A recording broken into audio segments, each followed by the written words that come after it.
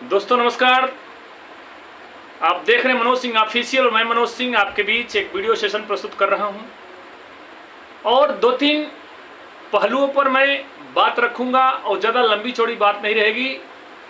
और ये video session देखने से पहले आपसे निवेदन होगा कि इसे पूरा देखने का प्रयास करिएगा, तभी पूरी बात समझ में आएगी। और शेयर करने का प्रयास करिएगा, सब्सक्राइब करने का प्रयास करिएगा। 4 पॉइंट है। पहला पॉइंट है सीटेट एक्ट केस, दूसरा पॉइंट है ट्रांसफर पिटीशन की डेट और तीसरा पॉइंट है रिव्यू पिटीशन की डेट। यही 3 पॉइंट पर मैं चर्चा करूंगा और जितना जल्द हो सके आप समझने का प्रयास करिएगा, क्योंकि आज हमारे आदर्श जी से भी बात हुआ, विश्वनाथ जी से भी बातचीत हुआ। हम लोगों का काम बिल्कुल अंजाम तक पहुंच चुका है, इसमें कोई संदेह की बात नहीं है। सबसे पहला पॉइंट, सीटेट एक्ट केस जो हुआ है इसका क्या फंडा है और क्या प्रोसेसिंग है, ये समझने का प्रयास करिएगा।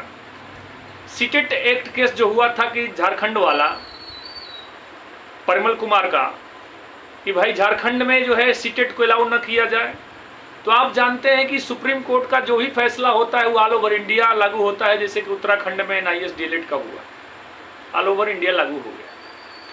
उसी तरह से आज सीटेट एक्ट केस का लिस्टिंग हुआ था, हियरिंग था 48 नंबर पे, लेकिन इतना व्यस्तता थी कि वो आज हियरिंग नहीं हो पाया। उसका डेट जो है 10 तारीख को मिला है, 10 सितंबर को। और सीटेट एक्ट जो केस है इसलिए हुआ था कि जितने भी सीटेट हैं झारखंड में या पूरे भारत देश में जो भी अप्लाई किए होंगे उन सबको हटा दिया जाए और झारखंड टेट जितने भी किए हैं उन्हीं को पार्टिसिपेशन कराया जाए।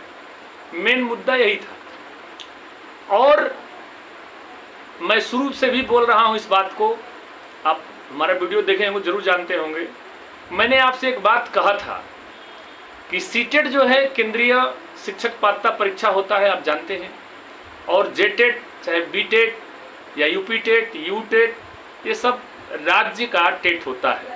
जबकि लीगल पॉइंट ये है कि पूरे राज्य में प्रत्येक साल में 2 बार टेट करवाना है, ऐसा प्राविधान है NCT के रूल के अनुसार। लेकिन बहुत से स्टेट हैं जो नहीं कराते हैं, इसलिए सीटेट को लिया जाता है। और इसी पर यह केस हुआ था। आज उसकी पूरी हियरिंग नहीं हो पाई, लिस्टिंग का लिस्टिंग ही रह गया। 10 तारीख उसकी डेट लगी है और हम इस पर भी एक घोषणा कर देंगे कि सीटेट हारेगा नहीं, सीटेट की ही जीत होगी। चलिए, दूसरी बात कि जो ट्रांसफर पिटीशन की जो डेट है, जो 6 तारीख को कौशिक दास जी का भी केस है और उसमें आइए फाइल करके जो टैग हुआ है, 6 तारीख को डेट दिखा रहा है। तो उससे हम लोगों को बहुत सी उम्मीदें हैं ट्रांसफर पिटीशन से। और तथाकथित लोगों के द्वारा रिव्यू पिटीशन की भी टेंटेटिव डेट दिखा रहा है, वेबसाइट पे दिखा रहा है कि नहीं दिखा रहा है, आप लोग स्वयं चेक करिएगा। ये 29 सितंबर को दिखा रहा है। कुछ लोगों का फोन आया, उसी पर मैं बात कर रहा हूं, चूंकि हमने देखा नहीं है अभी तक। फिर भी 29 तारीख को भी आया है तो कोई बात नहीं है। हमारे जो AOR मनदीप काल्ला सर हैं वो अपना कार्य कर रहे हैं। कुछ जो भी उसमें डिफेक्ट था उसको हटा दिया गया है। अब जिसे कहने का मतलब है कि रिव्यू पिटीशन की डेट, ट्रांसफर पिटीशन की डेट, SLP जो भी है सबका कंफर्मेशन हो चुका है। अब जैसे ही, अब चूंकि आप देखिए आज केस लिस्टिंग भी था लेकिन हियरिंग नहीं हो पाया, इतना उसमें केस था।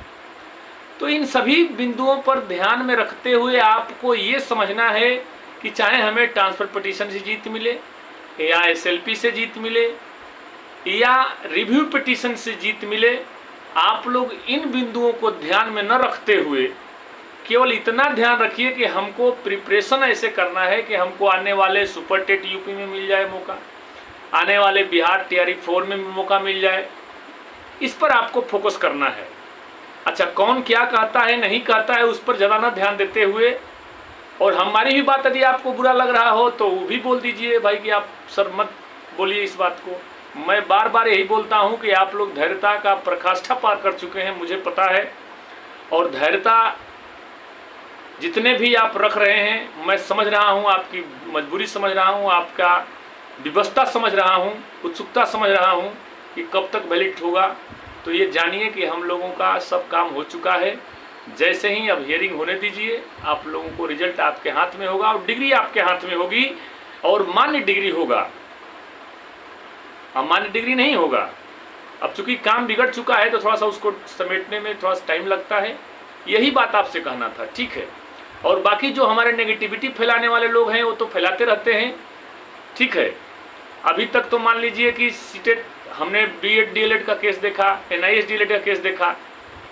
अब एक नया मोड़ आ गया सीटेट का कि सीटेट को भी बाहर करिए भाई, केवल केंद्रीय में उसका लीजिए। ऐसा कुछ ये लीगल पॉइंट नहीं है, लेकिन फिर भी कुछ लोग हैं जो केस कर देते हैं।